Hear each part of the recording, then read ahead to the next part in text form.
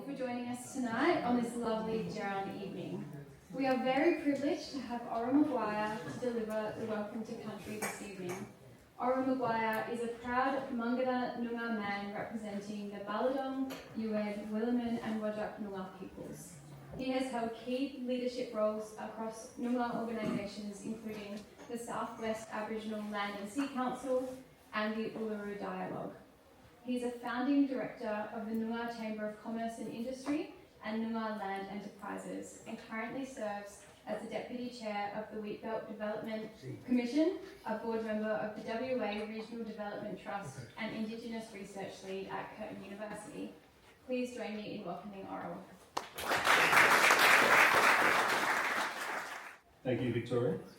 It's good to be here, and I don't usually read stuff when I do a welcome, but given the audience and what all of you lovely people have made your way over here to Mudru for, it's really important, I think, because I stopped doing welcomes. So Sarah invited me, and my daughter's Stephanie's working at CCWA, and I've become a little bit closer, therefore, to CCWA. So I am happy to welcome those who I genuinely want to welcome to our traditional and tribal lands. These are very sacred lands. So I've become a little bit more picky about, given, and we all know what's going on with regards to what people think of welcomes to country.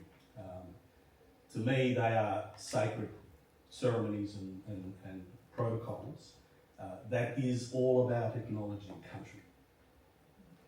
We all live, regardless of where we come from, on very powerful grounds. Right? The earth is the centre of our universe as humans.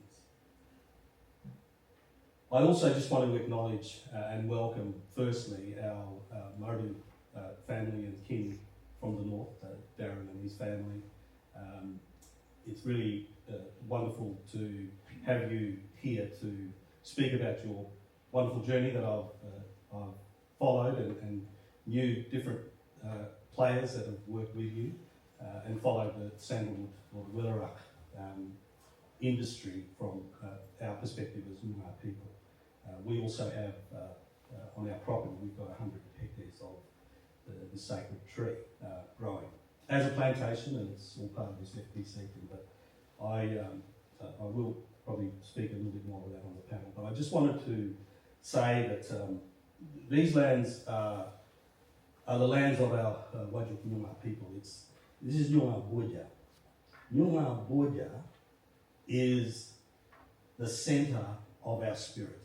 It's the beginning of our identity, and it holds the power that we have in our spirit, in our body, in our soul. Collectively, humans become very powerful on country. We are far more powerful when we are connected to nature. And so Noongar people, Māori people, all of the Indigenous First Nations around the globe, right, inherited the power of the land through the Creator's gift. And so First Law holders know the behaviours, know the names and therefore the spirit of the beings. So the First Nations hold First Law, which is connected to the law of nature. Because the law of nature is the first law. I want to speak here about, to do with our kinship and our Noongar Morik. And it's around the Dutjahn Morik Karijan trilogy, the trilogy of being. And I want to speak about a story that's been passed down as part of a welcome, as part of an acknowledgement, and how the spirit of the land is inherited through the bloodlines and through the relational structures that make up our kinship law as Indigenous peoples.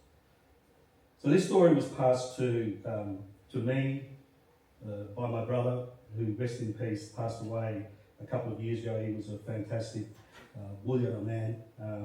His name was Pastor Seelan Gallup. Now, Seelan's dad and my dad were brothers. And they were brothers because their mothers were sisters. And so this old lady, who was Granny Yurlin was her name, was her Noongar name. These old people held Noongar names. So 2 generations back, these old fellas didn't have it. Well, they had an English name as well. And this is Noongar. It's not Māori. This is Noongar, living here in Perth. And around the place in Noongar. So our old Granny Yurlin was telling another dad of mine, and Silvalis. His name was Cliff Humphreys. Cliff Humphreys was a sacred knowledge holder, well renowned. A lot of his sacred stories and songs are still being taught by Noongar people. And Uncle Cliff, Dad Cliff, passed this on to my brother Seal. So we have Garletts, Humphreys and McGuires in this kinship, right? That was one. Because the 3 sisters were our grandparents.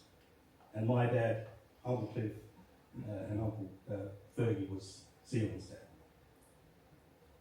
And Granny Yurlin said to Uncle Cliff, there are places where you find serenity, where you find a sense of belonging, that this is a part of our place, and these places become a part of our area, our spirit and our culture.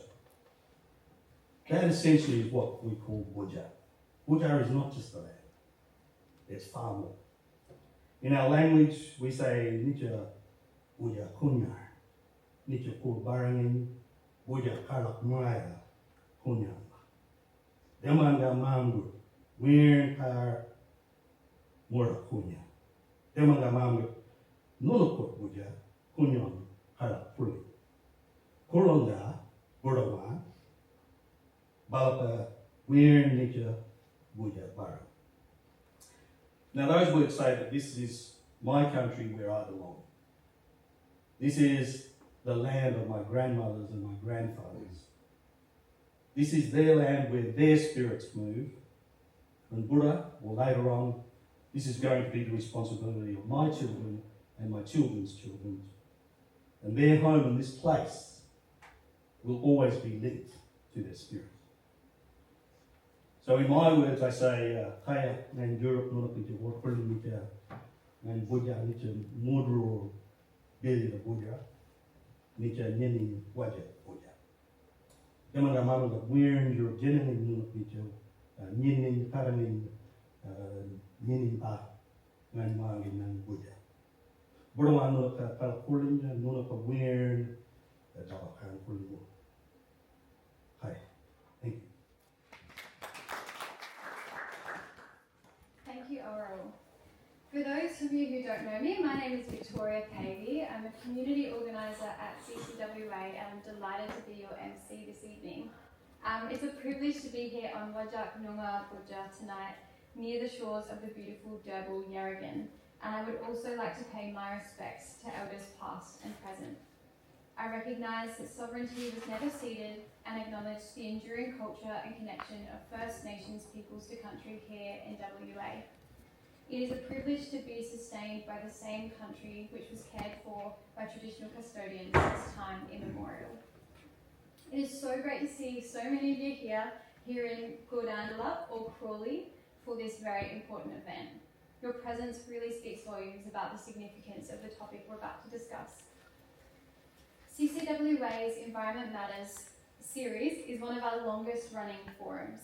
We bring together experts and stakeholders from government, industry and community to discuss environment issues in a forum where you, as members of the public, can participate and contribute in the discussion.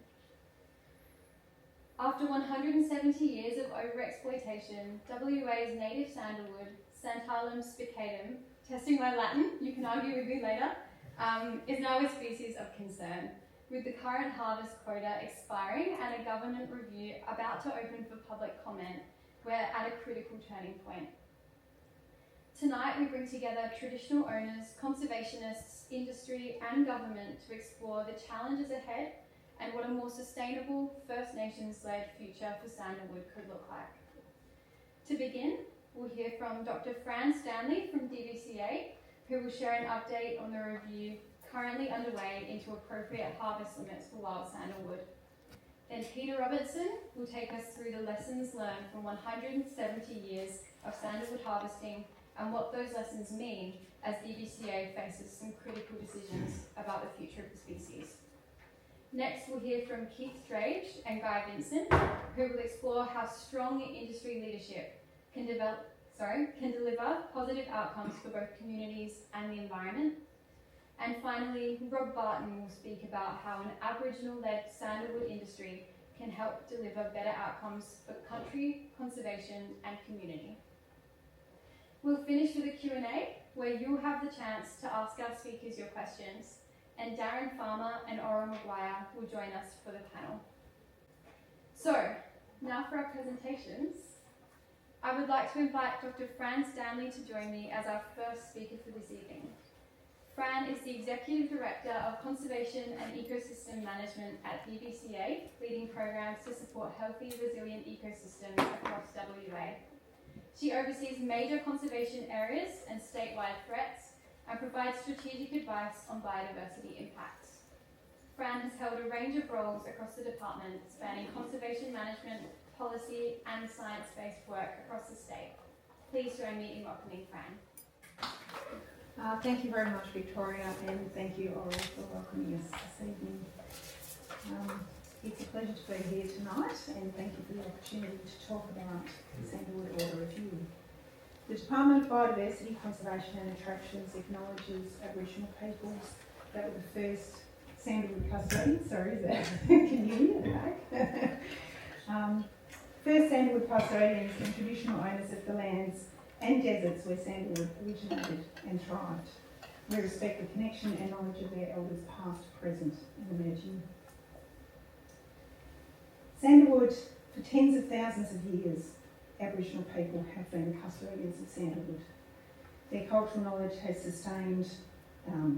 supported sustainable use. It's been used in ceremonies, in medicine and in food. And that cultural knowledge has maintained healthy populations across arid environments. However, that is way smaller than it looked on my screen, but hopefully you can see it. However, historical harvest, as Victoria's mentioned, has shifted that from a valued cultural resource to a commercial commodity. That harvest commenced in the 1800s, and harvest levels were driven by demand rather than sustainability and regeneration. Impacts to the population have then been seen and have been compounded by land clearing, introduced herbivores, and the loss of seed dispersing marsupials from those environments. From the 1800s to the mid-1900s, there was very limited or no regulation on harvest of sandalwood from the wild. Sandalwood regulations were introduced in 1993, and the first quota was established in 1996 through an order. However, the poor natural regeneration and population declines that we're observing are now being exacerbated by climate change. Wild sandalwood still remains a high-value commodity. It's traded in international fragrance markets, for pharmaceuticals, and in cultural markets. Socio-cultural expectations, however, have shifted over recent times towards stronger regulation of natural resource use, with increased emphasis on sustainability, transparency, and long-term stewardship. The 1996 Sandalwood Order didn't have an end date and allowed for 3,000 tonnes to be harvested per year. In May 2014, a Legislative Council Standing Committee on Environment and Public Affairs released a report on the findings of its inquiry into the sandalwood industry. One of the recommendations was to urgently review the 1996 Sandalwood Order with a view to reducing the quantity of sandalwood that could be harvested. That process was undertaken in 2015, and the report at that time recommended a 16.7% reduction from 3,000 tonnes a year to 2,500 tonnes per year.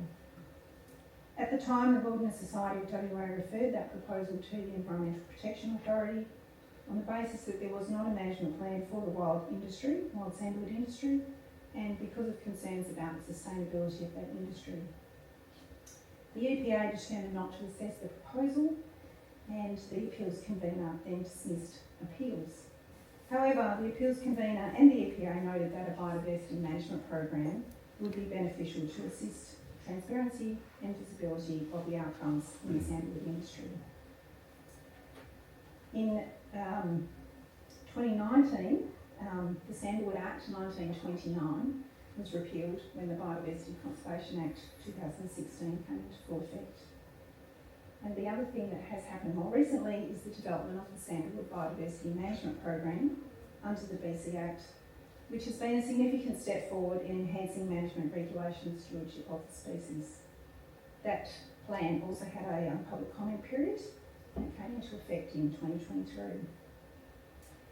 Finally, Santalus bacatum has also been nominated for potential listing as a threatened species, and the Commonwealth Government is still undertaking that assessment process. So what are we doing? We are reviewing, as Victoria's mentioned, the current Sandalwood order, the 2015 order. That remains in effect until the 31st of December this year. The review that we have been undertaking has been based around the scope of works that was published on our website in late 2024 and is using best available information and data, including modelling various harvest scenarios. Consultation and engagement has been occurring throughout the process to date with Aboriginal people, industry participants and other key stakeholders. A draft review report will be released, we hope fairly soon, for a public comment period. We've also had the benefit of an independent panel that has provided us with advice through that process, and any decisions that are made must be consistent with the Biodiversity Conservation Act and consider both ecologically sustainable use and ecologically sustainable development principles. So what are we doing differently to last time the order was reviewed? As I said, we've been using best available data. This has included measurement or remeasurement of around 300 plots of sandalwood between 2022 and 2024, and that has provided information on the occurrence, patterns of recruitment and rates of population increase or decline in wild sandalwood. We've also included data from licensees and from other sources with appropriate consents. We have put a dedicated resource towards the Sandalwood review and established a DBCA working group that has been guiding the review process. As I mentioned, we've also got an independent panel made up of 4 members, and they have combined expertise in biodiversity conservation, population modelling and traditional owner engagement. Terms of reference for that group are publicly available if you're interested. The panel's conclusions and recommendations will also be publicly released in a written report following the feedback process on the draft order review. So where are we at now? As I said, we've been monitoring sandalwood, we've modelled a range of harvest scenarios, and we've just yesterday released the draft technical report that contains the detailed information about the results of that process. That is available for people to provide feedback on, and that can be provided either on the draft technical report itself or together with any feedback that you may have on the draft order report once that's released. The draft technical report has found that,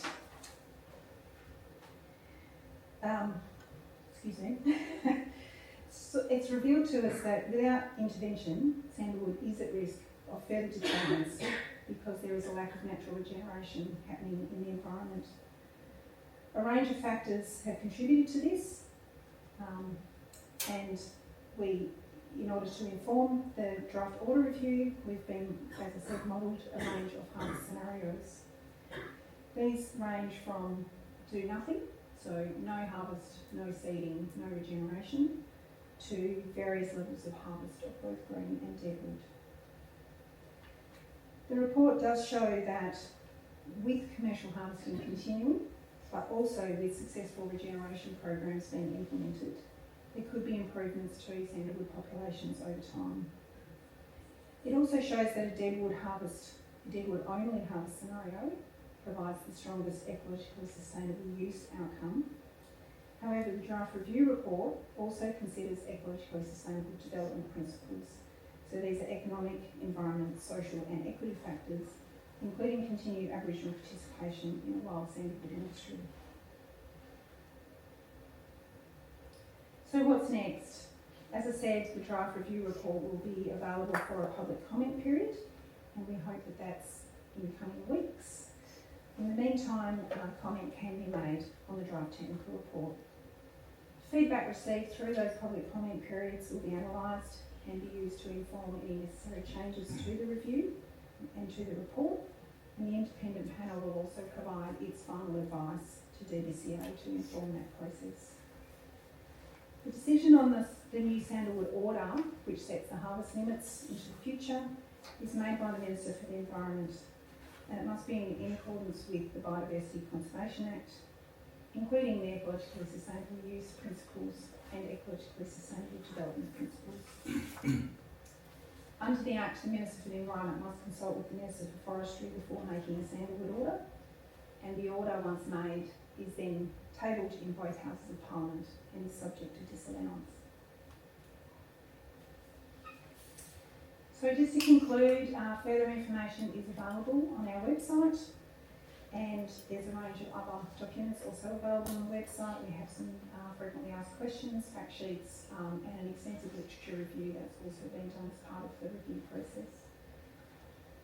We will provide updates to the stakeholders and individuals that are on our bulk email list. So if you're not on it and you would like to be kept up to date, please contact us at sandalwood@dbca.wa.gov.au. During the public comment period, there will be opportunities to provide feedback online, but also opportunities to provide feedback by phone, by email. We can arrange face-to-face meetings or presentations. So there's a range of different opportunities. Thank you very much for the opportunity, and I look forward to the panel discussion. Next up, we have Peter Robertson to the stage. Peter Robertson grew up on a sheep farm near Coginot in the southwest of WA and has been a full-time environmental campaigner for the past 45 years. Throughout his career, Peter has led campaigns across Australia, including protecting WA's old-growth forests, stopping the James Price Point gas hub, and safeguarding the Helena Aurora range from mining. For the past 15 years, Peter has focused on ending the unsustainable exploitation of WA's native sandalwood as part of his work in the Great Western Woodlands. Please join me in welcoming Peter. Thanks everyone for coming tonight, particularly welcome traditional owners tonight. Thank you for coming. By way of background, I just thought I'd go back 150 years to when my great-grandfather, Charles Harper, was part of an expedition that went through what we now call the Eastern Wheat Belt and the Western Goldfields, or otherwise known as the Great Western Woodlands now, as part of the Dempster-Harper trip, which of course was totally reliant on traditional owners to get them there and back again. And then 150 years later, I got a phone call as WA Director of the Wilderness Society from a pastoralist out in that same area, complaining bitterly about the destruction that was being caused by Forest Products Commission contractors ripping sandalwood out of the ground, and wanting the Wilderness Society to get involved. So somehow those historical and not so historical influences came together, and for better or for worse, for the last 15 or so years I have, when I can, given some thought and effort to conserving sandalwood, because God knows it needs it. So, are we out of the woods yet? These are my big questions for tonight. Are we on the brink of a historic new era for WA native sandalwood? Please. Will the government finally end 180 years of colonial sandalwood plunder? Please. Can DBCA break with 25 plus years of putting commercial interest ahead of conservation? We'll soon find out, for better or for worse. As many of you know, sandalwood grew across much or most of southern WA, across the lands of many different First Nations, and accordingly it is known by many different names in Indigenous languages. You can recognise some of them, no doubt. others not so much, but there's Dutjahn, of course, who we'll be hearing from tonight. Known by many different names, used for many different purposes, and of course valued incredibly highly by traditional owners. And then the colonial era, as far as Sandalwood is concerned, started in around about 1845 and it's still going. Massive plunder of sandalwood all through the wheat belt. Somewhat contrary to what Fran was saying before, there were attempts to regulate the sandalwood destruction as early as 1860 with the ordinance to impose an export duty on sandalwood, followed by the Act to prevent the destruction and export of immature sandalwood in 1881. And lovely how the parliamentarians of the day refer to the wastelands of the Crown, which is where the sandalwood was being plundered from, of course, which basically meant anywhere east of the Darling Scarp. And this is a photo of sandalwood piled up at Fremantle Port, awaiting export to China largely. So just an incredible scale of plunder for well over 150 years.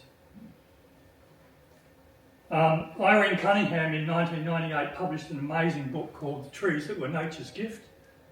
And you can read for yourself a couple of paragraphs where she summarises what happened to sandalwood, at least in the sort of Swan River area. An act of ruthless, uncontrolled greed matched in the world only by the decimation of Hawaii's indigenous sandalwood.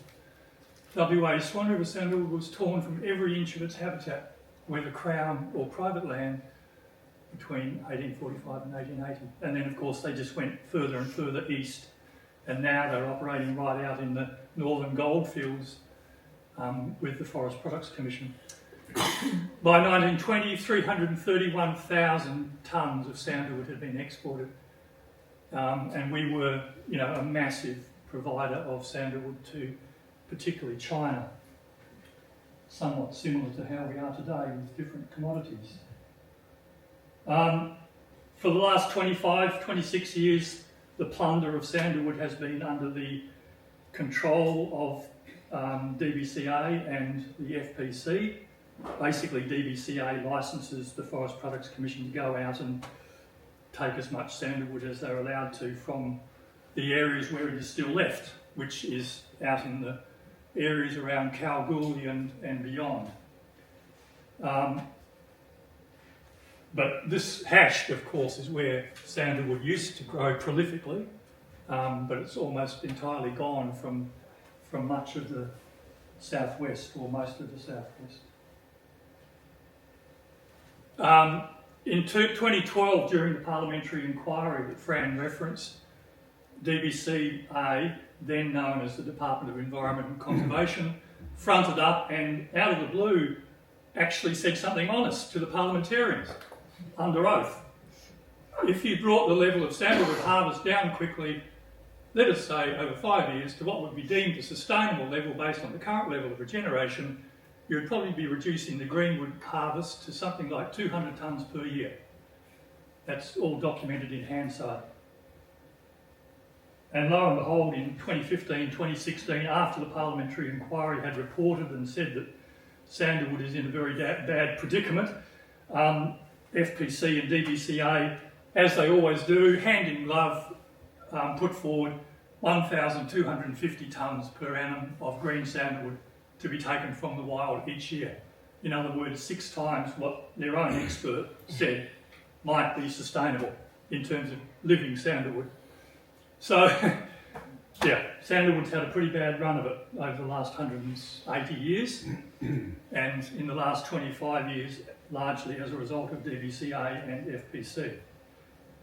And this is an infamous graph that FPC provided to the EPA when, as Fran said, I and the Wilderness Society referred this whole current 10-year program of sandalwood extraction to the EPA to assess it, and the EPA said, nah, not interested. The FPC provided them with this graph with this wholly unrealistic, completely imaginary estimation prediction of how sandalwood regeneration would miraculously go into reverse, and suddenly there'd be all this sandalwood as far as you can see as a result of their harvesting operations. Words fail me to describe the dishonesty of this modelling that was provided to the EPA by FPC and totally backed up by DBCA.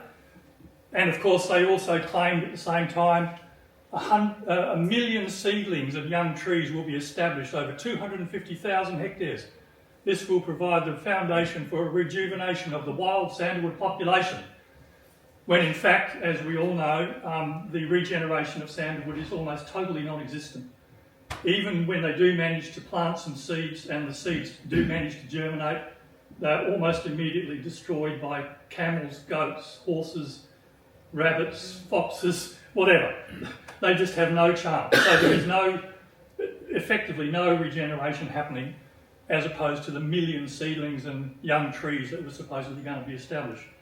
And unfortunately, we are facing a similar situation again right now, where in the current process, DBCA and FPC are cooking the books to make it look as if there's more harvesting, then somehow miraculously there will be all this regeneration, but it ain't going to happen. Not the way they go about it.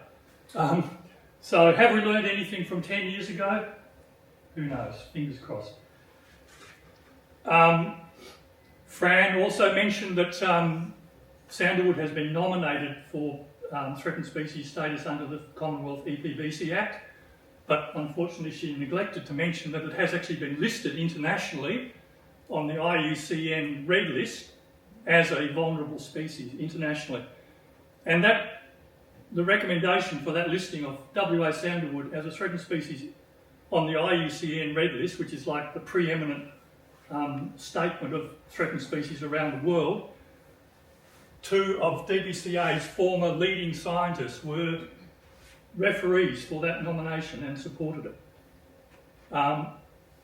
If 2 of the most senior scientists at DBCA support the listing of WA sandalwood as a threatened species via the IUCN Red List, then at the very least DBCA you would think would conduct its own assessment to see whether perhaps it should be listed as a threatened species under the Biodiversity Conservation Act here in WA.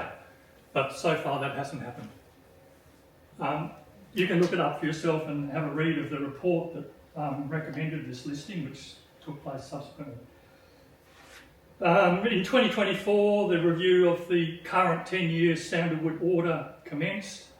When I looked for this document, the scope of works, on the DBCA website yesterday, it wasn't there anymore, so I wrote the question, where has it gone? But lo and behold, it's back there again today. Not quite sure what happened there, Melissa. Yeah, it's on there. It's back again. A very short time while we were getting the website ready. Suspicious me. Anyway, suffice it to say, if you look at the time frame that's published in that document, we're somewhere between 6 months and a year behind time with where the process was up to, and that wouldn't be a problem for me if I thought that the process was getting better and better as a result of more and more time. But from the documents that were uploaded by DBCA at 3 o'clock yesterday afternoon, I'm very concerned that we haven't come a long way at all. So my antennae are twitching violently. A new era. This is my perception after 15 years of being involved in this issue at a fairly detailed level. What should we be looking for and demanding that DBCA and the FPC go along with?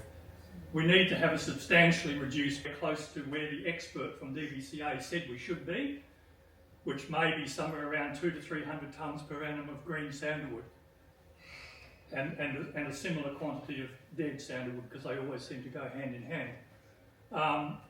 No FPC involvement in sandalwood anymore. Stop. You've caused enough damage.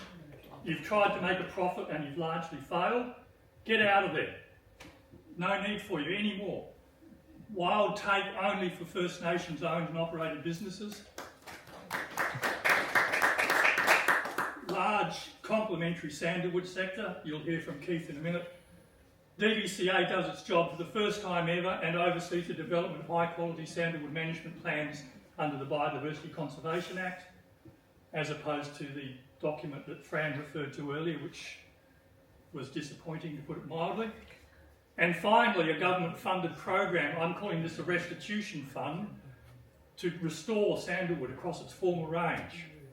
And I've included, without his permission, a quote from Oral in an email yesterday or the day before, where you said, "I think the restoration of sandalwood on Noongar Budja is critical for Budja, and I think it's a great opportunity for Noongar people to be supported to lead this restorative action."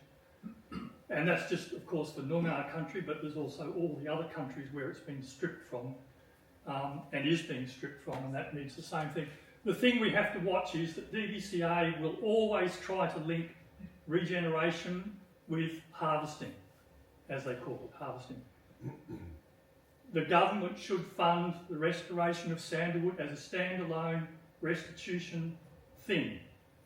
$5–10 million a year, regardless of whether there is a commercial sandalwood industry or not. The government owes it to sandalwood to restore sandalwood where it naturally grows or grew. And that should be a standalone thing. There should be no linking, deterministic linking between restoration and destruction, which is basically what DBCA and FPC will always try to get. They have to be separated out, funding for restoration, support for traditional owners to run their own sandalwood businesses, which is already happening, of course. That's what I believe the future needs to be. And finally, a quote here from a recent paper by a number of people there you can see, including Clinton Farmer and others. We believe the best means of securing the future of WA's wild sandalwood is to recognise both the native title and traditional rights of Aboriginal people to sandalwood and to assist them to provide economic, social and environmental benefits to communities. The only way we're going to get regeneration of sandalwood in today's environment, with all of the threats to sandalwood that there are, is if traditional owners are responsible for it and are funded to do it. Otherwise, it's not going to happen. It's not going to be successful. You'll just have what the Forest Policy Commission does. It just spreads vast numbers of seeds out in the environment and basically walks away from them and hopes that something will grow. They don't even monitor the success of these seedlings. They don't even monitor them after 3 years, because they know that if they did, there would be no regeneration recorded. So let's not monitor it. So the questions stand: are we on the brink of a new era? Hope so. Will the government finally end 180 years of colonial sandalwood plunder? Fingers crossed. Can DBCA break with 25 plus years of putting commercial interests ahead of conservation? I'm very concerned that they won't be able to do it. Thank you. Next we'll hear from Keith Drage and Guy Vincent. Keith Drage is Executive Chairman of Silvalis and the Director of Dutjahn Sandalwood Oils. Since 2001, he has led the development of WA's commercial sandalwood plantations, bringing extensive experience in finance, management and global markets. And Guy Vincent is CEO of Dutjahn Sandalwood Oils and former head perfumer at Aveda.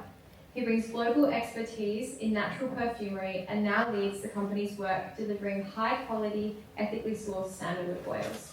It's great to have you here, Keith and Guy.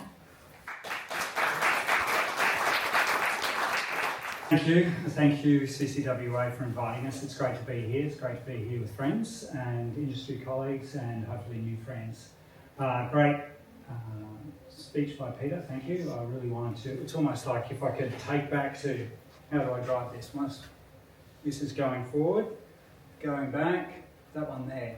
I agree, we believe in the best means of securing the future for WA wild sandalwood is to recognise both the native title and traditional rights of Aboriginal people to sandalwood and assist them to provide economic, social and environmental benefits to communities. That's exactly what we're going to be talking about today, so thank you for bringing that up. So I just want to talk about Dutjahn Sandalwood Oils. We're a 50% Aboriginal owned company and we produce sandalwood oil primarily for the international fragrance market. So there are a couple of bottles up there you may know and may have seen. These products selling for up to $400 a bottle. And I think there's a bit of a misunderstanding with sandalwood oil that's used in the perfumery market and perfume as well. You may see sandalwood written on a bottle of oil or in advertising campaign and think it's got sandalwood in it that doesn't. It's only really this top end of really expensive stuff that really contains a lot of the sandalwood oil. That's what I believe it should stay in, and this is what we're going to talk about, the industry involvement. So for something like that, you'll get 15% fragrance, the rest is alcohol and water, and in that fragrance there may be 0.4%. So really you're looking at 0.03 grams or 0.1 gram of sandalwood in a bottle of oil that costs $400. And so what we're doing is we're taking this Santalum spicatum, distilling it down and putting it into a product that's highly valued by perfumers. So I was a perfumer myself as part of the introduction, and getting to use it as a very, very high art, and is only used in a very small group of companies. You know, we're selling oil that's, you know, north of $2,000 a kilogram, and it's used particularly just in this top end brand. It's highly valued. So why I'm demonstrating this is to say we're a high value, low volume product, and that economic engine is how it trickles through right down to the activities we're doing in broad sections of country. So to illustrate that a little bit further, I'd like to have a look at this as sort of our operation. We've got Dutjahn sandalwood oils, 50% equity, Indigenous equity, non-Indigenous equity in the middle of it. What we're doing is we're buying wood from different wood suppliers. Okay, so we've got KAC on M&R lands up there. Sorry, Clint and Darren will have to pronounce it better than I do. And then we've got Yucca Heritage and Land Care. We've got the plantation sector as well. And now we have been buying from the FPC. But this is the model where we want to really drive into the future, because it has three basic acts that really help Indigenous people. We've got, first of all, there's the wood purchases. We pay a high price for the wood that we buy from these groups. There's profit share for the owners of the business in Dutjahn Sandalwood Oil.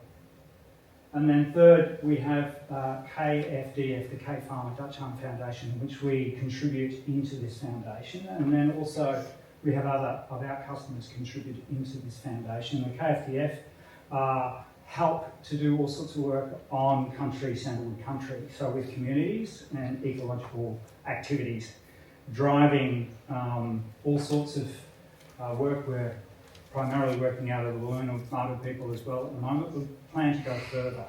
I've also drawn a little squiggly line here, opportunity for more profit share from different Aboriginal groups. The model of Dutjahn Sandalwood Oils is to be more inclusive and to get more access for Aboriginal groups into this sort of into this high-end activity. And so we propose to make sure that there's opportunity for Aboriginal groups to invest into Dutjahn and to receive the benefits in this 1, 2, 3. There are a lot of activities that happen from the KFDF Foundation that are ecological as well.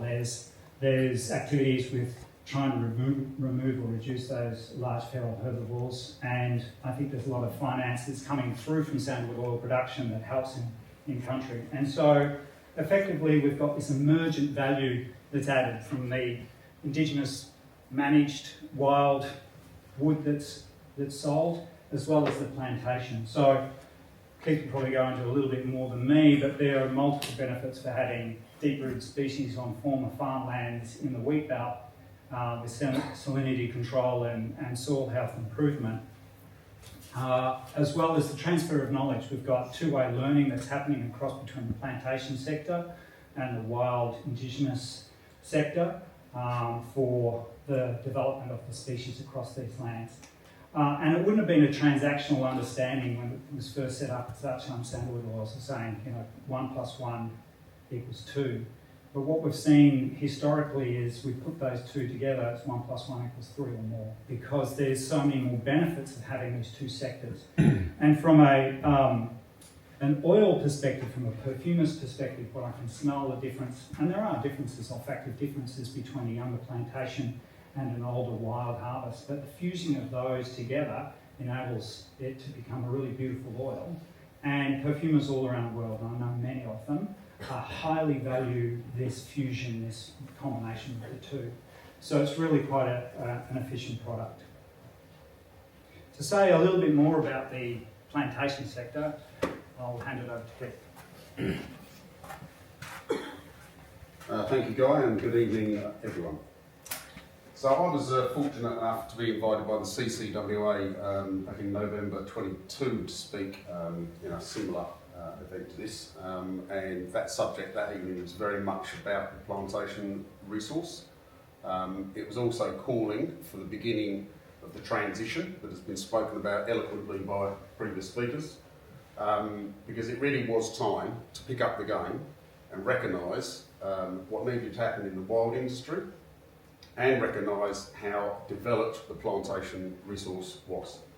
So I spent quite a bit of time that evening talking about scale, use case, the ability to fill the gaps, and talking about the need for a transition. And here we are, 3.25 years on, and we've moved at a glacial rate to what hopefully, as Peter put it, was I forgot your exact words, Peter, but you eloquently put it around the need to move on and let's pray and hope for a change, because change is needed and there's no reason change shouldn't be happening now.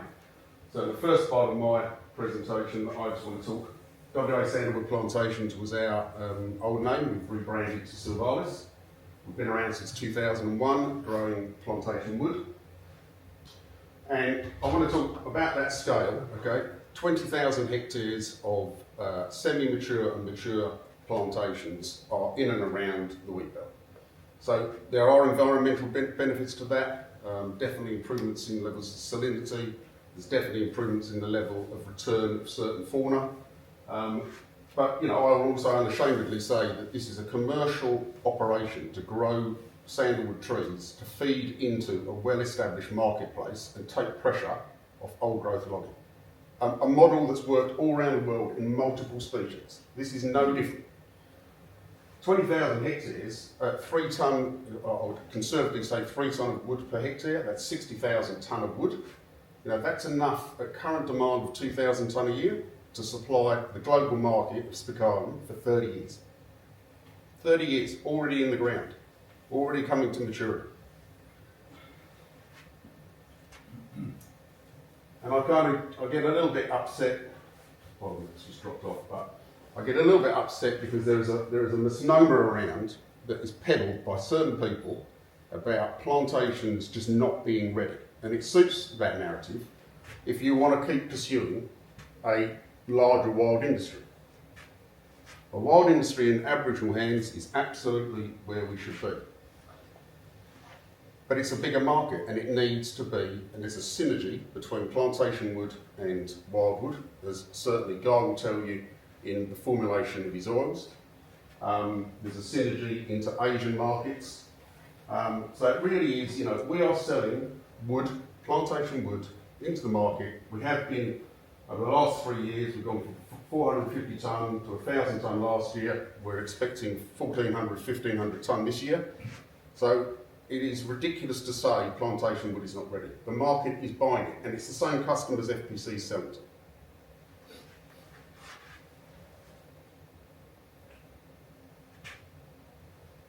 So now I just want to pop that. That's my little kind of get off my high horse now about plantations. I'm going to come back to a transformative business model that is Dutjahn. When we met, so great picture of Clinton and Darren at the top there. The original founders of DSO were all looking quite a bit younger there back in 2017. So with Darren, Clinton, Katina Law, Cato Muir, myself and Ron Mulder, that seemed like a lifetime ago that we all first met. And, we had this plantation asset. We kind of had aspirations to open our product into a global market.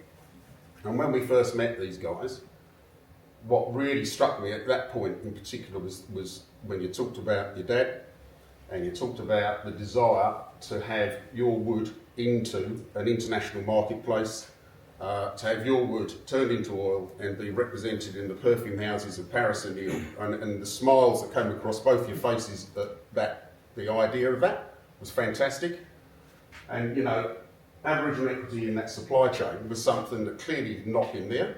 There have been a lot of advantage taken of Aboriginal people wood over the years, and this, what we managed to set up was this true 50-50 that Guy mentioned. And it really is a 50-50 in everything we do, at board level, equipment, pain and suffering that we share everything, you know. And it's a marriage, and like all marriages, you have to keep working at them, and they're not always perfect. But here we are, 10 years later, 10 years we've been in participation with these guys, and it is built, as I say, it's equity in the supply chain, it's an equal partnership on mutual respect and shared goals, particularly those goals to have this amazing product that Guy spoke about in terms of reaching the top end of fine fragrance. You know, it's something everyone in this room should be proud of. And it's a new economy model for sustainable development.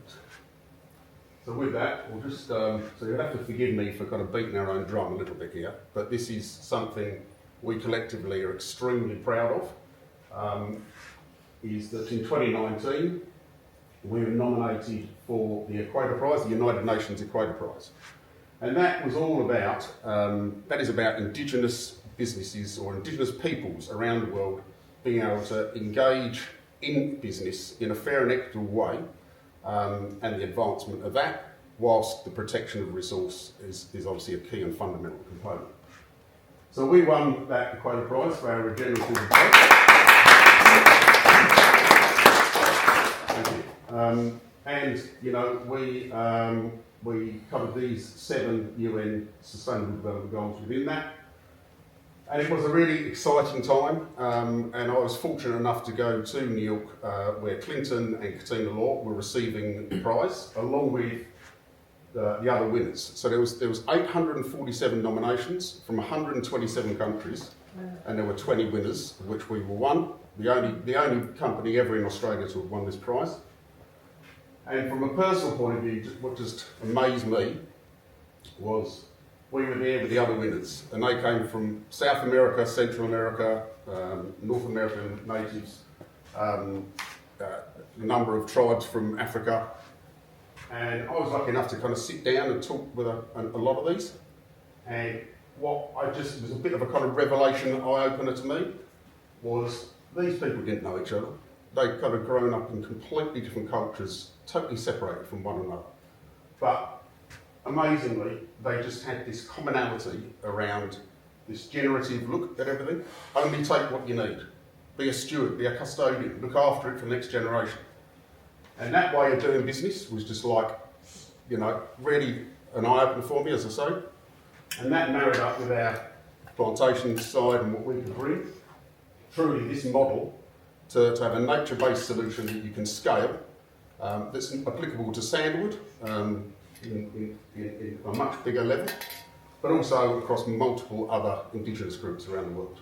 So I kind of get a bit emotional about that, as you might tell, because it was a really big moment, and I knew we were on the right track that day. So I think the last thing I'd say is actually the business itself was recognised by the UN through a case study, which was published in 2021, and it was about the new way of doing business. So, thank you.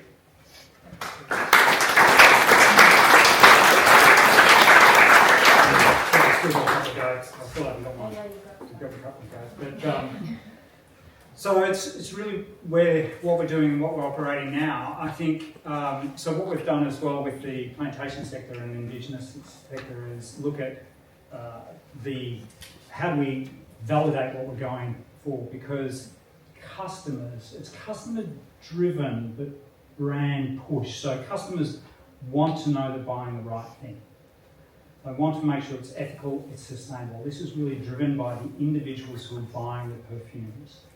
And so the brands are responding to that and trying to put in third-party organisations to do it. We have partnered with the Union for Ethical Biotrade. It's an international non-profit that works in the cosmetics and flavour sector. And we get audited to that standard. So what we're trying to do is work on making sure that the biodiversities are protected and we've got data, because, and I've read a little bit from Dame Eleanor Milner-Gulland, who's a professor of biodiversity. Stephen will know more about it than me, but biodiversity at Oxford, where she talks about there's a need to have nature-based and transparent and sustainable scientific targets that are set. And that industry is part of the issue for biodiversity loss, but we are also part of the solution. So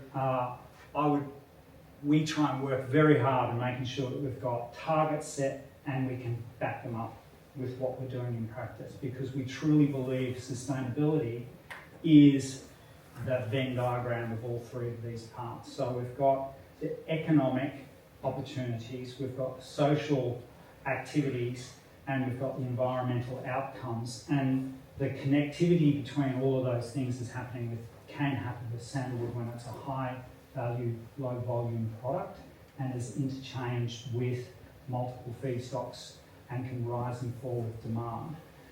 So keep it in the hands of Indigenous people, because I think the sandalwood spend or the sandalwood income that's happened has helped to drive a lot of change. We've seen activities with the camel reduction, we're seeing the regeneration out on country with what Clinton's doing from a hand seeding perspective, and making sure that people are out there to make the country healthy, because country needs people, and sandalwood is a good way of getting people out on country in my view.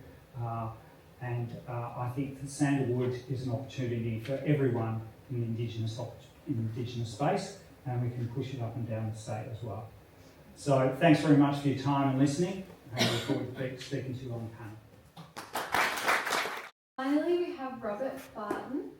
Robert Barton is incoming chair of the Aboriginal Sandalwood Alliance and Economic Empowerment Lead at Chua Aboriginal Corporation. With over 25 years' experience, he focuses on building industry pathways for long-term economic opportunities for traditional owners through strong governance and strategic partnerships. Thank you, Rob. Thank you. Before I start, I'd just like to acknowledge Oral. Thank you for that welcome to country, my brother. It's very wonderful to have this recognition and connection before we start. I'd also like to acknowledge my fellow panelists and the other traditional owners in the room. Sorry, wasn't speaking loud enough. So Rob Barton, I just want to thank everybody for the time. It's really great to have an opportunity here. I really want to acknowledge the other panel members I'm speaking with, particularly traditional owners that are in the room, because it's really important that our voices, their voices are heard, and we really appreciate the reception from the CCWA and the people who are here tonight.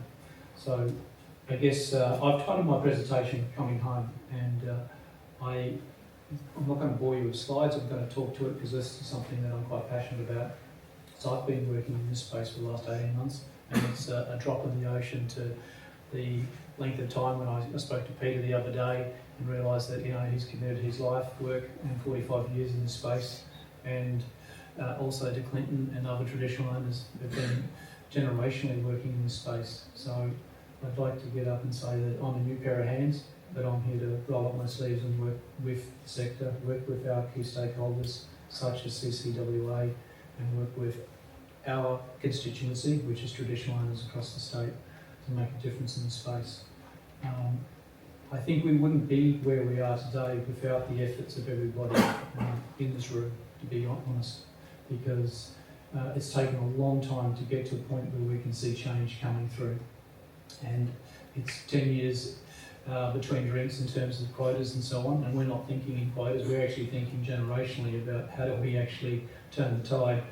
We've, as traditional owners, have seen so many changes through history, and certainly the more recent history with colonisation. And it is about time that sandalwood comes home, because the primary, let's say that the apex predator in the space has decimated the species. And in any ecosystem, if you eradicate that apex predator, you give that the rest of the ecosystem a fighting chance. And we'd like to say that this is an absolutely critical and fundamental thing to happen, that the current regime has to change. We can't continue on, and we know that. We know the science says that. We know that the long and sad history of 180 years has seen that, and we're down to like 10% of the resource left. We can't afford to sit on our laurels. So it is time to get out of the road and let traditional owners take their rightful place in the driver's seat of turning this around, but we can't do it alone. We need support, and I as a call to action, I ask you to join us and work collaboratively as we start to grab the steering wheel in the driver's seat and push forward where we want to go as a community and as groups. Sandalwood is a tremendous opportunity in many ways, because it is about working on country. I mean, in a commercial sense, there's oil, wood, powders, and all sorts of applications. But on country and traditionally, it's something that has a much deeper story and a much more profound connection to who we are as people. And its application in culture and healing and ceremony is really something that we cherish. So when we as custodians start to take up the mantle and care for country and care for resource on country such as Sandalwood, it's not done as a purely an exercise mechanically. It's done something with our connection to our history and our legacy and the obligations that are passed on to us from our previous generations. It's something that we take, and it's incumbent upon us to make sure that our children and our children's children will have something to look after themselves when it's their turn. So I'd also like to kind of draw on some of the challenges. It's not going to be easy. So as we sort of turn the corner in terms of traditionally led industry, one of the things that we're going to grapple with is the coordination across so many different stakeholders, the coordination across so many different agencies that are working in this space. There's a lot of overlap, but there's also a lot of gaps in terms of the conversations. We need to have a harmonised conversation across each of the players in the space so we can get clear on what needs to be done. From traditional owner perspectives, it seems to be very fragmented, very arduous, time-consuming, and there's a high complexity to it. And we want to make it simpler, not lowering the bar on compliance, not lowering the bar on accountability, but making sense of it so that it's much easier for traditional owners to take up their space and manage this resource effectively. So that's a critical thing, is to end fragmentation, putting traditional owners first. It's critical that we have the resources that are necessary. I think we are absolutely underspent and underdone in our sustainability infrastructure. If we're going to get up and make a dent in this space, there needs to, as Peter mentioned, a radical ramping up of the investment in this space so that we can actually do the job.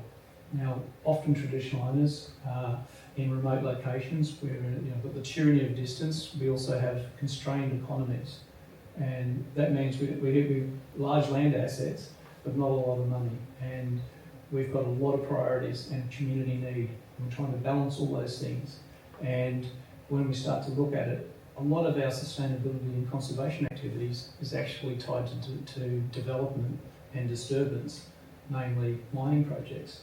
So when you get up and you start to poke the holes in this and say, okay, well, this is where we're actually doing conservation work, and then you look at the large land masses that we have under our control and management, those numbers don't stack up. We don't have the resources to manage country outside of where things are happening, and that's a real problem.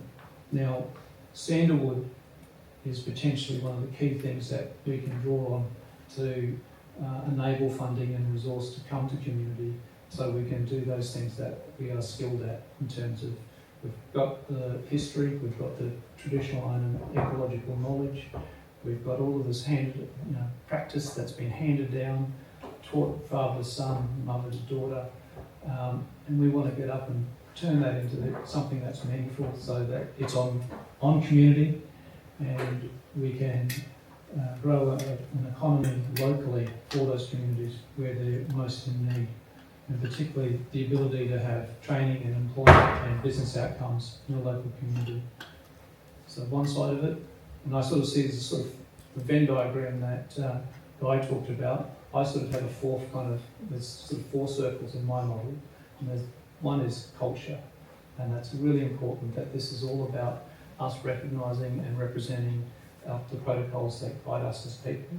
And then there's community. We all have obligation, and we are not just by ourselves and isolated. We come and represent our families in the broader community that we're working in. And then there's the conservation work that we're doing.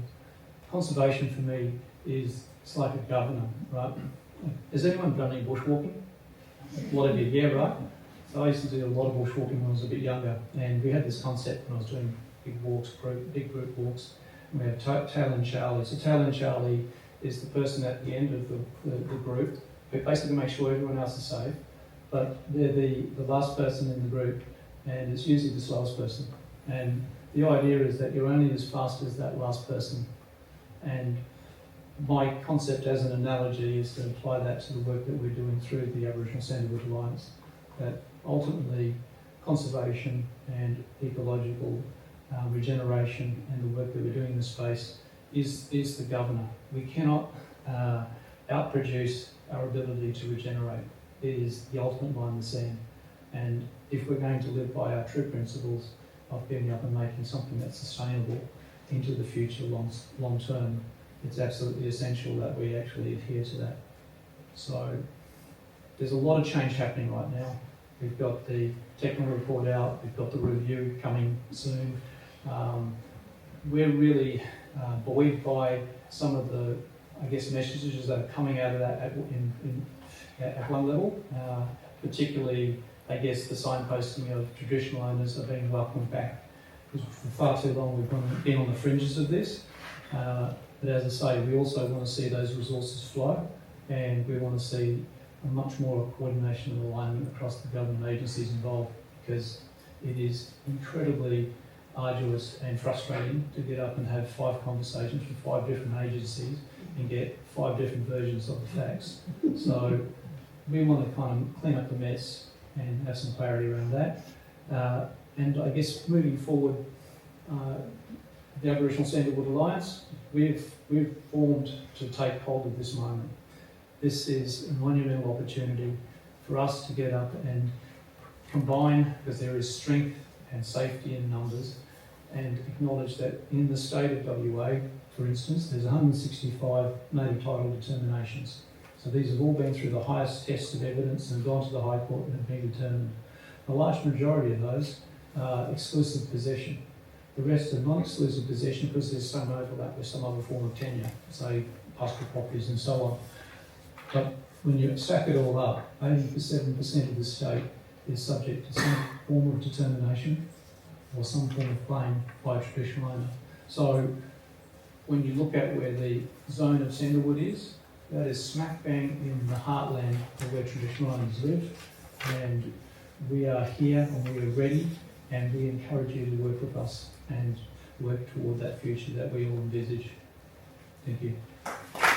I'd like to invite all our speakers back up to take their seats, and I would also like to invite Darren Farmer to join the panel. Darren is the director of Dutjahn Sandalwood Oils and Dutjahn Custodians, and a Māori man who has spent the last 20 years advancing his people's right to live on their land and culture. In the 1990s, Darren was elected the youngest Australian and Torres Strait Islander Commissioner. He later played a key role supporting elders on the landmark Birriliburu Mātu native title claim, which secured full natural resource rights for Māori people and affirmed their ownership of country. Thank you for being here, Darren, and if you would like to take your seats. It is great to have you all here to discuss this important issue. We've got about 40 minutes for questions, so as a courtesy to everyone, if we can please keep our questions concise and frame them as a question rather than a statement. And the lovely Vanessa, if you can give us a wave, Vanessa, is walking around with a microphone. So if you have a question, pop your hand up and try and grab her attention. Now, who would like to ask the first question? As we all know, sandalwood many host species, and in a lot of areas that I've seen all the host species have also either been removed completely or not very healthy. Is there, in this overall plan, is there anything to also include returning any of the host species that may have disappeared from the areas? Yes, for those who don't know, sandalwood is a hanging parasitic species, so it does need, sorry, Deborah? Yep. It does need host species. I feel like the hallmarks of a successful regeneration program would have to include provision of the host species for sandalwood to regenerate successfully. And that's what Silvalis does.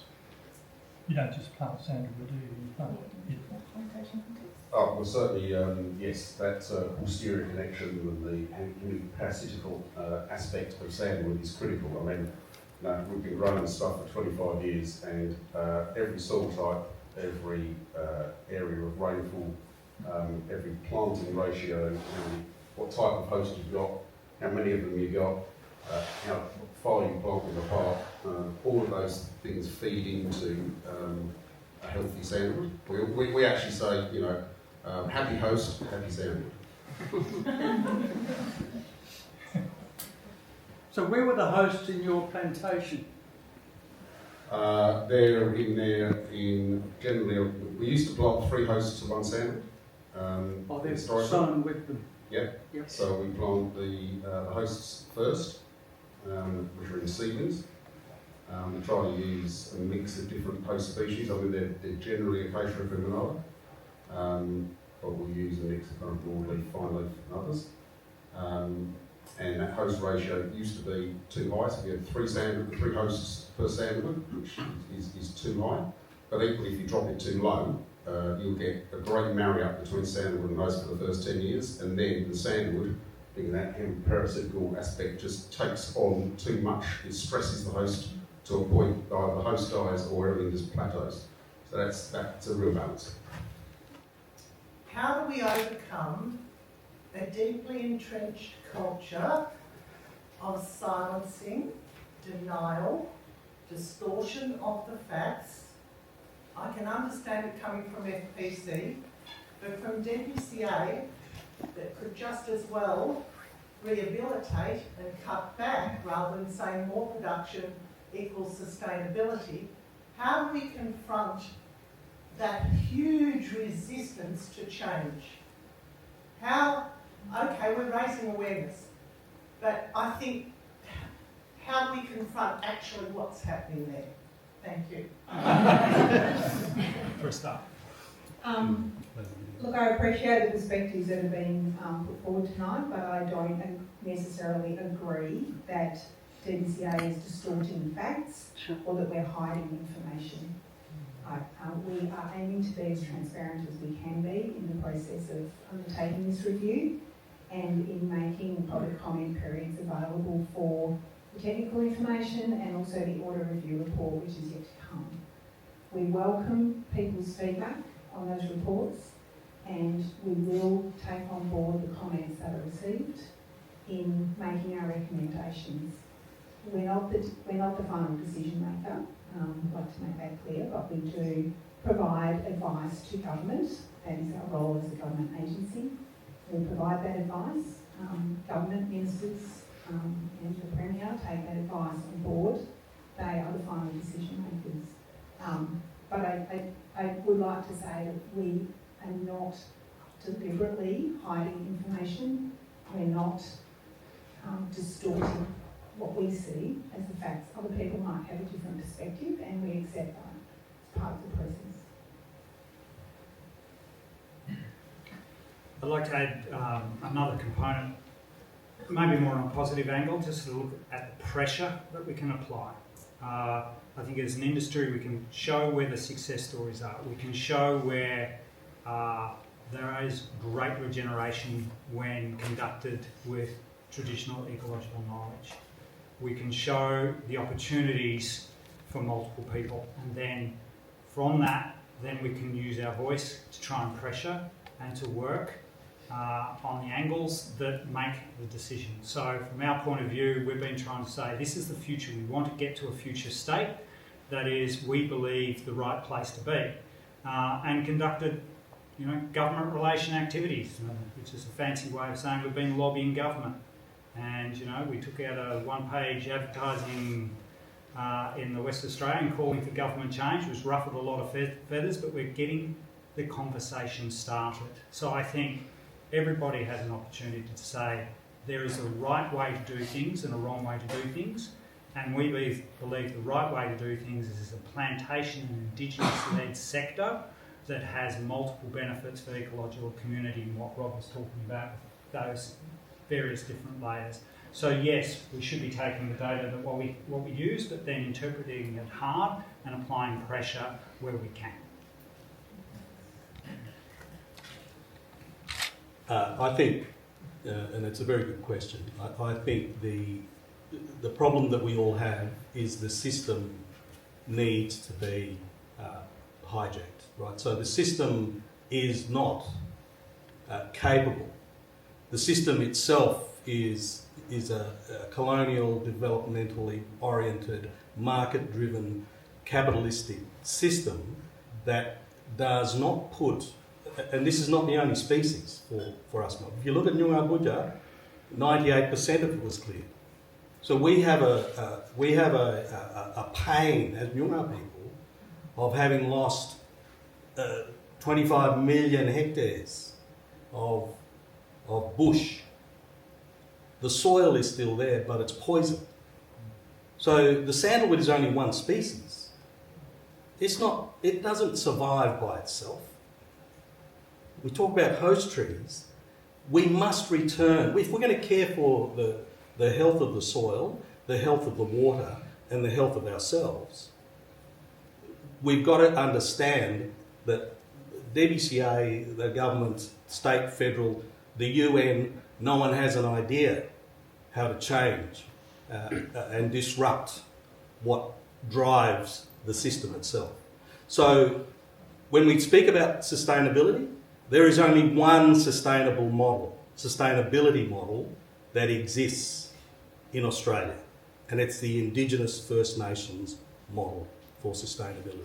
Until people see species like this one that we're talking about tonight as part of their kin structure, as part of their spirit, nothing is going to change. It's not about making money. It's not about creating partnerships for capitalist benefits.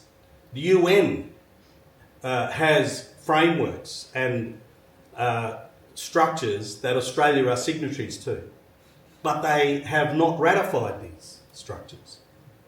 Those structures and those declarations would give Indigenous peoples the rights that we deserve.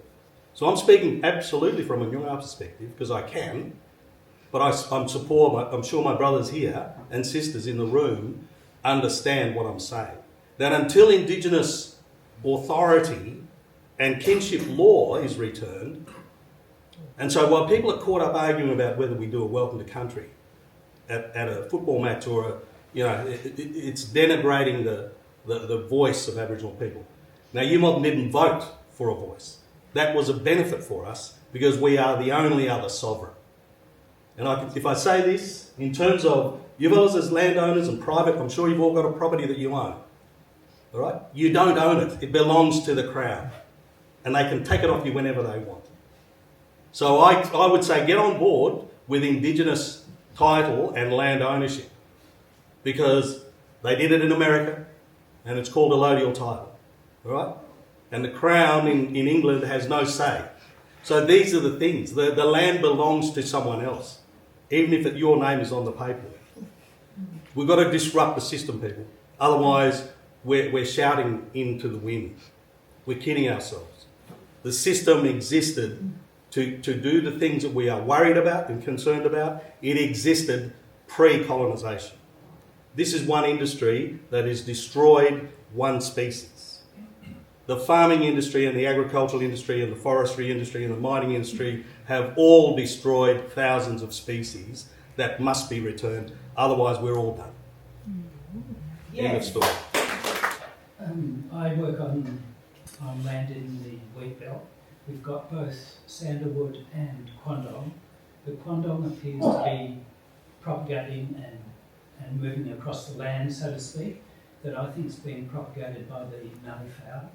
What do you see as the link back to the animals to get away from the person and then the propagation of the sandalwood?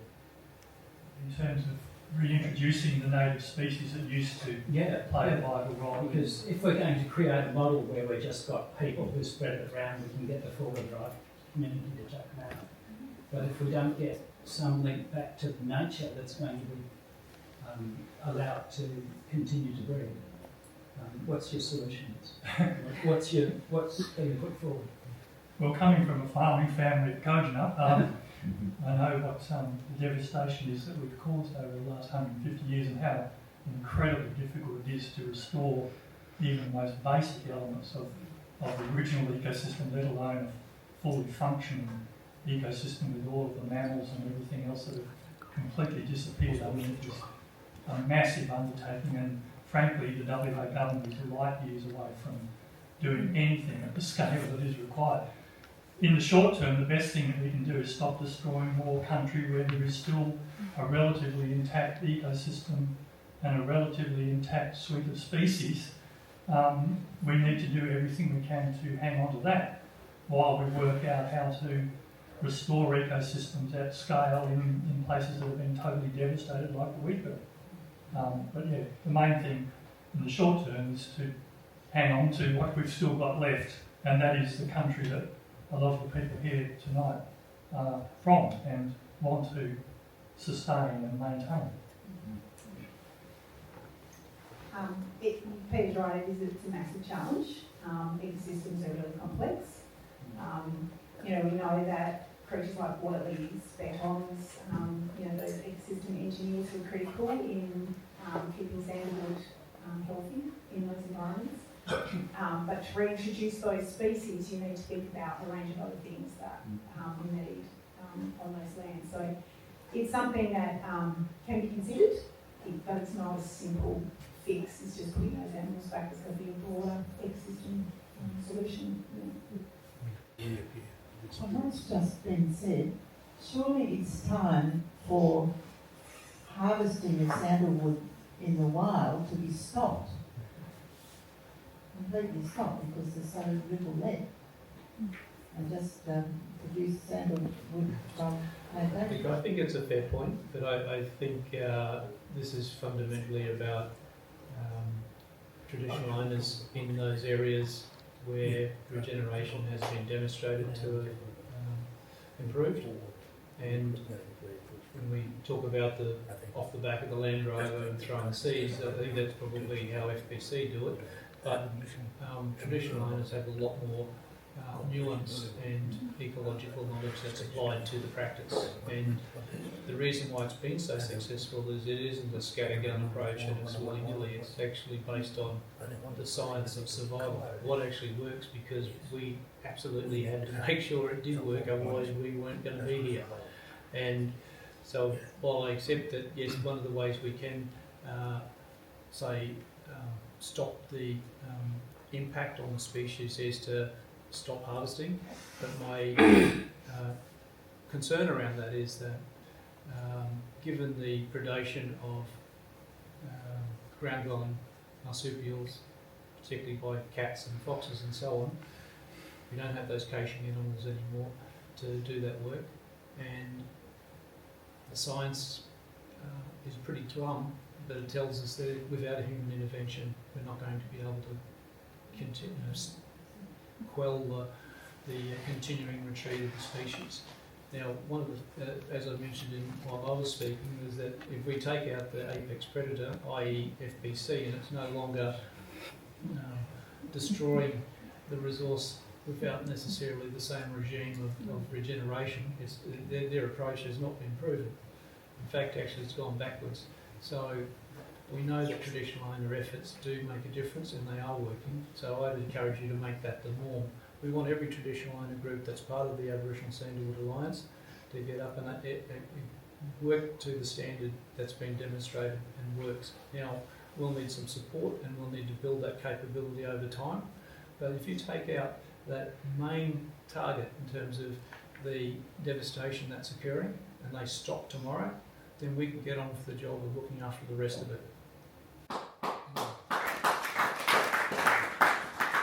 I'll also put in my 2 bobs worth, Mary. Very provocative question.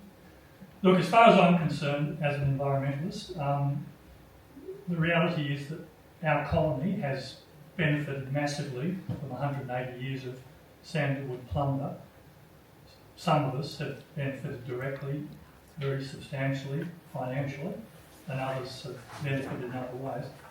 And for us to now, after 180 years of plunder, to say, oh, we've driven this species to the edge of extinction, and just when traditional owners are starting to see some prospect of achieving some greater level of economic independence and sustainability, we say, oh, that's it.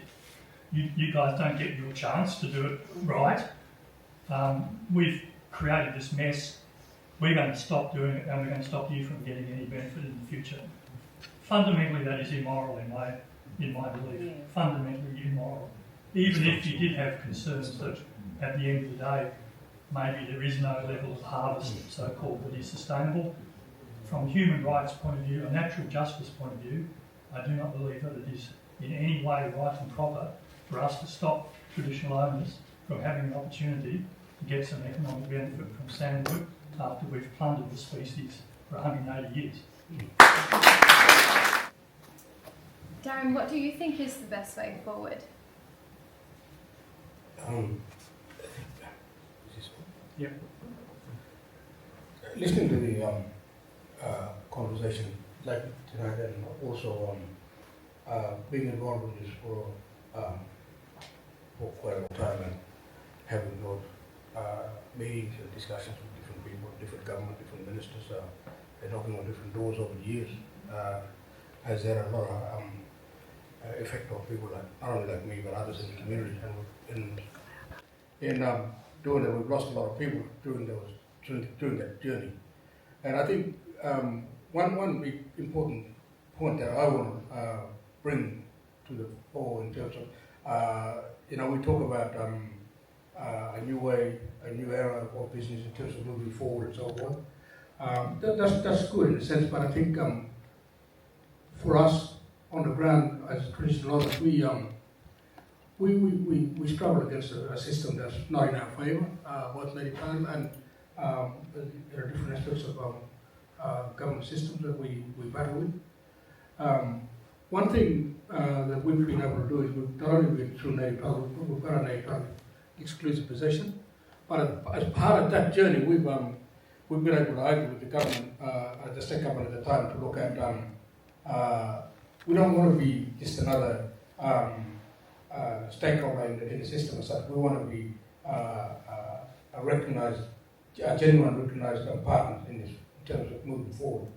And that in particular in the sandalwood industry, we've always been on the outside. We've been always harvesting. We've always sat back and we've always jumped through so many different hoops that FBC and CALM and others have really put up for us. And we've gone through all that journey. We've struggled through those times. But one of the biggest things that we've had in recent years is that we've got a native title, and through doing so, we've been able to argue the point around the question of rights to resource, and in particular sandalwood. We've proven that in the courts that we are we're not only a traditional people, but we have the right to this to the resource in terms of proving not only the connection from a corporate perspective, but we've also proven that there was and is a system of bartering from a corporate perspective, and that may not be deemed as commercial activity by the government at the time, because when we did put that in, when we did with that case, the government at the time appealed that decision. They didn't agree with it, but and the threat they eventually withdrew that appeal, and we believe, as we stand, that we do have the right to resource as it stands. But the problem is that we're facing now is that the government as much as we're talking about a new era of moving forward, the government still today has not really recognized the rights to resource, in particular with this resource, because I don't know what's the real story, what's going on, but to me, they've swept it under the carpet, and it's like hush hush, keep it quiet, because it might open up another can of worms in terms of rights to resource. But we really need that to be recognized so that Aboriginal people have a place at the table, genuinely, to be able to say, look, now we can now talk about a way, a constructive way forward. Not just another genuine, not just another sit down and let's talk about this and that and whatnot, but we are a genuine partner and a genuine stakeholder in this industry. So let's, we need to get some formal recognition on it, right? Oh yeah. That's my. James Mummy, there's a review of the Biodiversity Conservation Act currently underway. I believe Urban Bushman Council is having a meeting next week. Can you give us your top lines for what you would see changed in a new Biodiversity Act? I've been reading it all through, and there's a whole lot about Sandalwood, but it's really only about telling people off and fining them for doing the wrong thing. There's nothing sort of constructive or visionary in that. I won't give you any lines, but what I'll say is that the review of the Biodiversity Conservation Act is underway. There's an independent panel that is receiving views about the BC Act. Fundamentally, the objects of the Act are conservation of biodiversity and supporting ecologically sustainable use. So when you bring the Act, you need to come back to those as the objects, they're the fundamentals of the Act. So while the Act might talk about penalties and not doing the right thing, it comes back to the reason for that is conservation and ecologically sustainable use. Just for broader context, the panel is inviting stakeholders, targeted stakeholders to provide perspectives on the Act, and there will also be a discussion paper released, I believe, later in the year, don't quote me on that, for broader public comment. So that's just that process. Well, I'm not going to comment on the Act itself, but you asked for the top, what I think should happen. I think there needs to be a focus on biodiversity, and there needs to be measurement of biodiversity, and whatever we put down in measurements we need to stick to and then to deliver. And there needs to be real efforts to do that. And if that means eradicating a lovely apex predator motif, that's quite a good one. But if it means getting rid of the FPC to make sure that there's focus on activities that are genuinely biodiversity protecting and genuinely biodiversity promoting, then let's measure it, let's execute it, and let's prove it. Thanks. I just will add to all that to say that the foundation of these frameworks and these values frameworks have to come from Indigenous frameworks, right? And traditional owner and custodians. Because if it's not, you're just going to get another white paper, discussion, policy, legislation, law process. And as Brother said, we are not stakeholders in this stuff. We're rights holders. So the rights of traditional owners, custodians, law holders for the land and the species has to be embedded into policy and legislation. Right? If it's not, then government doesn't do it, right? Neither does industry. Everyone talks in I don't know, feathers about what they think is real. The Aboriginal people and our values are tied. When Aboriginal people speak the truth, we are tying it to our kinship law and the law that holds us as part of everything, right? We have to do that. This country and the whole world is falling down because humans have put themselves away, separate from and above nature. Yeah. So how do we address that? You've got to bring people back into country, not just onto it.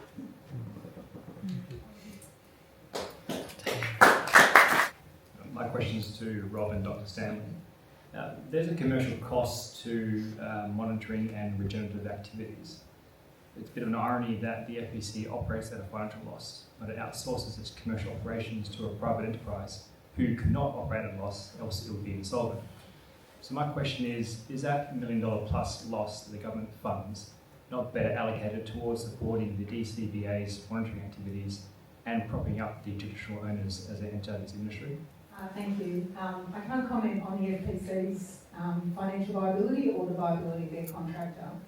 But yes, you're correct that regeneration and monitoring activities do come at a cost.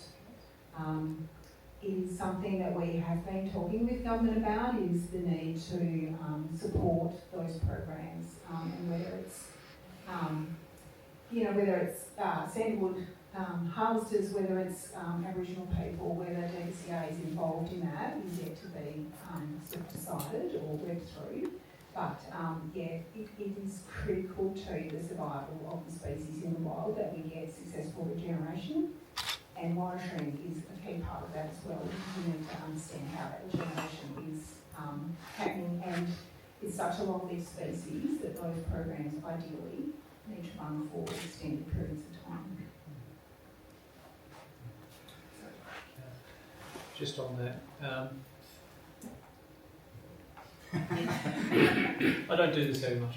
It's a great question, and I won't comment on the apex predator any further, but let's just say that traditional owners can and will and should be front and centre of this activity, but we're not going to do it for free.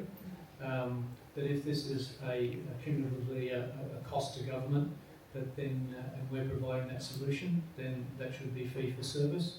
I would see that there's a whole range of things that we can do to make it more viable to care for country, and I have this kind of line that I say that I learnt early on in my previous government career, is that what gets money gets done, and unfortunately it does require resource to make things happen. And I would say that my call to action to government would be that if you want these outcomes, then pay for it. Yeah, just quickly on that FPC finance thing, I've done a number of FOIs over the last couple of years on FPC finances and Sandalwood, and it's very clear that FPC is very annoyed that it can't show a profit, which is its statutory objective, is to show a profit. It's not able to make a profit or any significant profit. Last year in its annual report it said it made a $1,000 profit out of Sandalwood. How they came up with that figure, God knows. But they're very concerned that they have to fund the regeneration of Sandalwood and it eats into their profit. So their solution is to say to government, well, you have to give us a whole lot more money to basically cover our regeneration costs so that we can record a profit from taking the Sandalwood from the wild. That's their way of addressing their financial problem, is just to ask more money from government to cover what ought to be an essential part of their forestry activities. And what I've been saying and others have been saying is that if the government is going to get any money towards regeneration of Sandalwood, it should only go directly to traditional owners and Indigenous rangers and land management groups, and not $1 should go to the Forest Products Commission to prop up their plundering of Sandalwood. Two questions, if I may. Technical, directed to anybody in the panel who would like to answer them. The species of sandalwood that's grown in plantations, is that the same as the species in the wild? The shape of the tree and the leaf seem to be quite different. And secondly, what measures are currently being taken to regenerate sandalwood in the field? We're scattering seeds, are we planting seeds, or are we planting seedlings? I'll address the first part of the question around seed provenance, essentially. The desert seed species, which is common to where Clinton harvests, etc. In terms of, I'm sure you can answer this better than I from a provenance point of view. But in terms of what will grow well and what will not grow well, and the dynamics that you need to have a healthy generation of sandalwood, full stop, is very, very sensitive to the land that you're on, the type of soil you're on, and as I say, the climate that it's in, the manner in which you plant it. If you plant something that's a great, good distance from each other, but there's not a lot of competition, with the right type of host environment, you can have a good outcome. That's what happens naturally in the wild. In plantation environments, you're doing something that's more concentrated than that, obviously, and for that you need a sandalwood seed provenance that tends to grow better in that more western geography. Is more used to getting its feet a little bit wetter. So, for example, in our plantations, seed like the Borden seed that has been part of a number of trials over the years, a number of nursery trials, is our favourite because simply that particular sandalwood grows with a very good single stem, whereas if we try and grow something from out in the desert, in the western side of things, it will tend to have a kind of much bushier type outcome. So my answer to that simply is we're putting back the type of seed provenance that naturally used to occur in the wheat belt, which is a different provenance to that which occurs in the desert. But it is still Santalum spicata. It is still Santalum spicata, 100%. And then second part of the question, what I've observed with Clinton as well is when the tree is taken out, then seeds are placed in the hole, but then there's also enrichment planting in and around the areas. So there's more seeds that are placed in, so the hand propagation of the seed put in, that seed straight into the hole. And I don't know if it's, Clinton, did you want to speak about some of the knowledge that you have about where you take things and how you do it? Because I don't feel comfortable talking on your behalf. Where I come from, where my old people walk to civilization, to wilderness, our area is the most harshest environment on this continent. And the knowledge that was passed on to me, how to, where to plant and all that. The answer is in the book of nature itself. You see, if it's successful, that's where you plant. Where the drip line of each tree, like a meter away, that's where it'll latch onto the root system. And then when it's during the harsh time of the year with no rain, it'll survive off the host. And it's still, when it's a lot of rain, that's when it's produce a lot of seeds. So we have the oldest trees in the world where I come from. And that is the all the knowledge that was passed on to me from my dad and all the old people. It was taught to us and passed on. But our old people seen it, for thousands of years. And they learn from nature. And that's how you be successful. That's how you know where to plant. Hugh Cheverton and Keeley and others have written in the paper that Peter responded to before, that the regeneration that Clinton does is extremely successful. And it is much better than in that area. They're very close where there is no hand regeneration done before. Those areas of sandalwoods are in decline, and that's what's been seen. So, it's what people do in the country together makes a success. You can't just lock it up and leave it. It's going to fall over. You have to have people in country.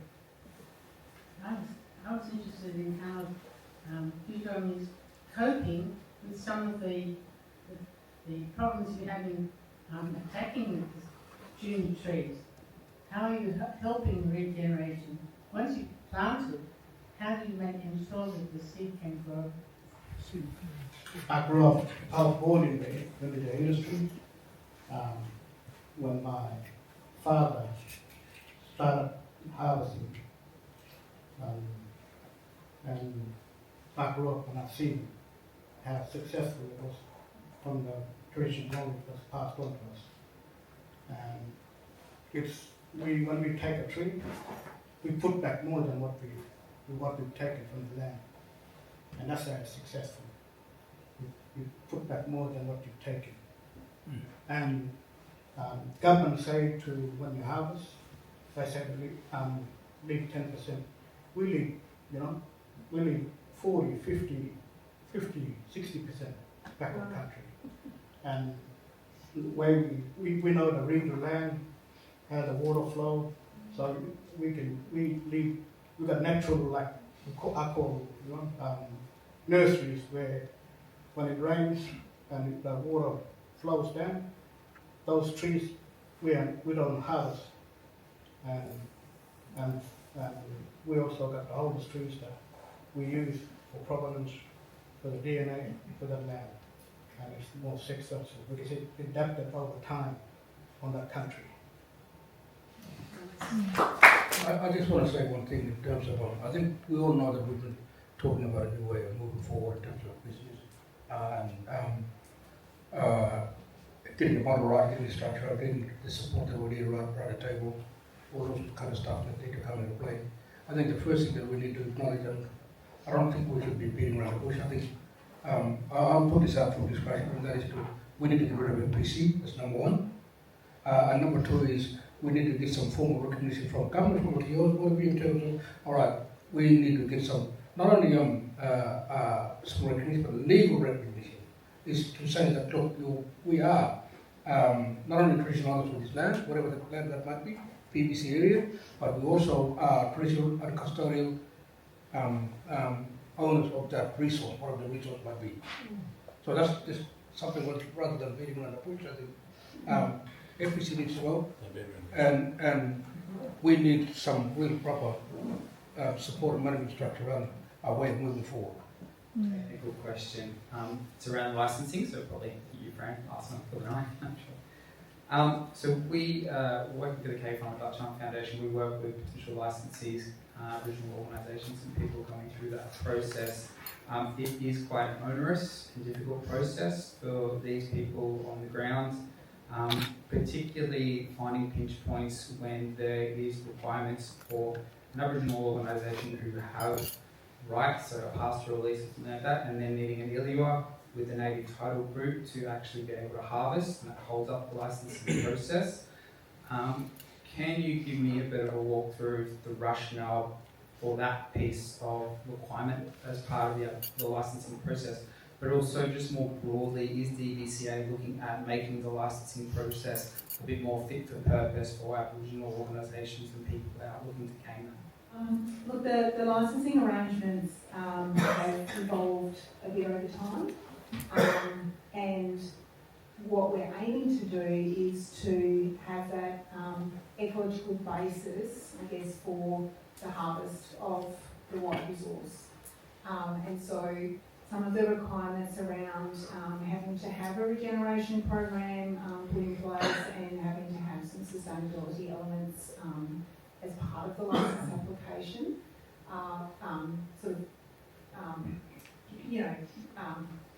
brought into play, I guess, because of that desire for ecologically sustainable use. Under the Act, we can't promote a harvest of a species that doesn't meet those principles. Having said that, we do recognise that the process is quite onerous. We are sort of looking at it to see if there are ways that we can streamline to some extent, and we do encourage licence applicants to get in touch with us and to have those conversations early, so that we can aim to assist people through that process and work on what the requirements are. The native title elements are complex, and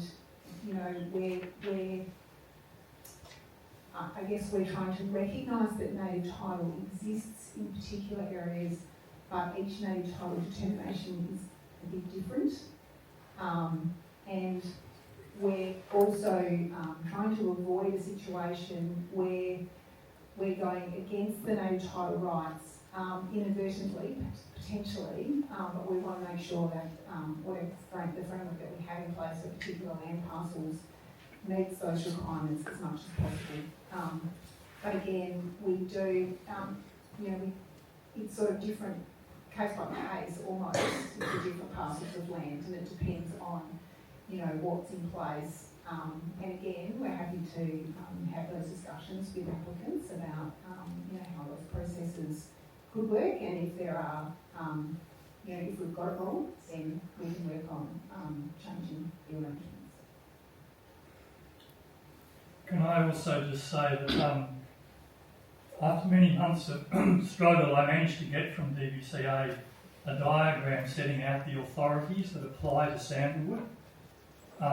It's covered under at least three acts from memory. There's the Environment Protection Act and the clearing provisions of the Environment Protection Act.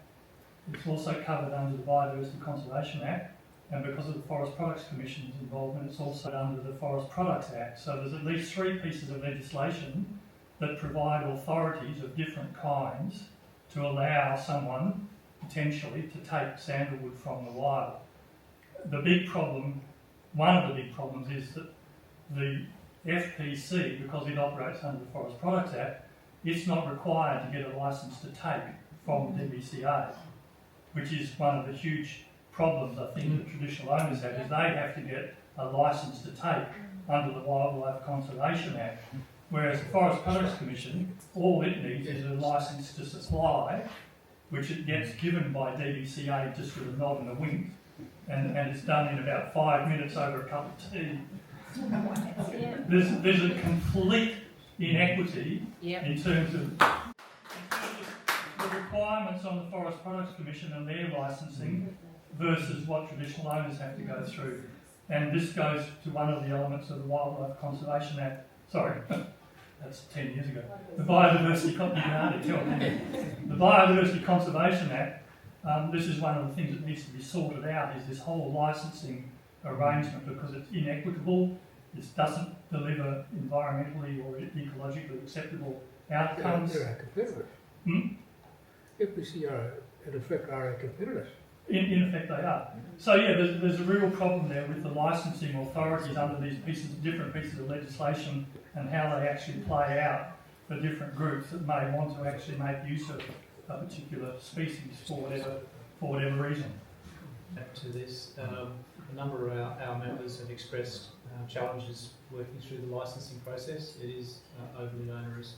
Now, it's not about the compliance part of this and all the technical elements. It is the native title, and it's convoluted. And I think we would really welcome a decision tree or a really clear map of how, depending on the circumstances of tenure, what does that look like, so that it makes it easier to navigate. Because our role is to really support our members to engage and take up their native title rights to lead the industry.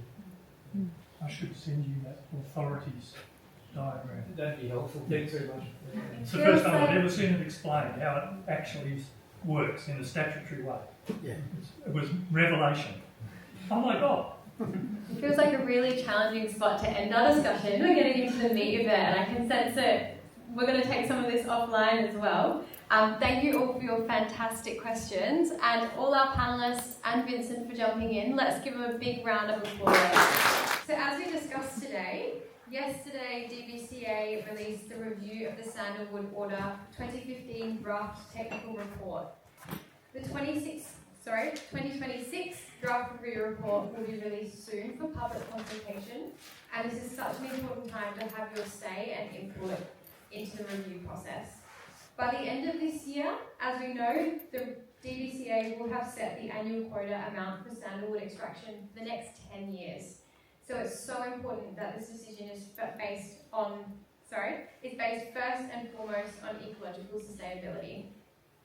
It was clear from our conversation tonight that not only is it critical we protect sandalwood, but that we redouble our efforts to restore sandalwood. To deliver on protection and sustainable use of sandalwood, it was clear, again from all our conversations tonight, that we need a rapid exit of the Forest Products Commission from any involvement with sandalwood commercial operations, and transition to a well-managed First Nations-led sandalwood business sector, working closely with the plantation sector. It was clear we need a significant reduction in the wild sandalwood extraction. And we also heard that we need funding for the conservation and regeneration of sandalwood at a landscape scale, with a focus on supporting First Nations land managers. While DBCA, as was mentioned, will make its recommendation on a sandalwood quota, there will be key decisions to be made about the structure and processes for sandalwood management, and we've heard tonight that it is key that First Nations businesses, rangers and communities are at the forefront of delivering the restoration needed. Yes. Yeah. The Minister for the Environment, Matthew Swinburne, and Minister for Forestry, Jackie Jarvis, and of course our Premier, will be central to this decision. So we'll have the opportunity to comment on the DBCA process, and it is important that you also share your comments with those ministers too. Going forward, we will let you know when consultation is open, and we hope that tonight has given you deeper insights into the status of sandalwood, the opportunities and the risks that lie ahead in 2026. Please make sure you keep an eye out on our socials and websites for updates, and also for our other events. Thank you so much for coming, everyone, and we hope to see you next time.